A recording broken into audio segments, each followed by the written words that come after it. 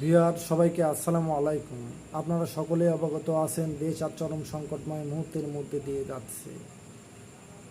সাধারণ শিক্ষার্থীবৃন্দ সরকার পতনের জন্য এক দফা দাবি আদায়ের লক্ষ্যে অসহযোগ আন্দোলনের ডাক দিয়েছে। এই অসহযোগ আন্দোলনকে কেন্দ্র করে আজকের সংঘর্ষে সারা বাংলাদেশে সাধারণ মানুষ এবং পুলিশ সহ প্রায় শতাধিক মানুষ নিহত হয়েছে এবং এই ঘটনাকে কেন্দ্র করে এর আগেও আরও শত শত মানুষ নিহত হয়েছে। সরকারের বক্তব্য, এই ঘটনা শিক্ষার্থীদের অজুহাতে কোনো এক পক্ষ সন্ত্রাসী কার্যকলাপ করছে তাদের স্বার্থ হাসিলের জন্য।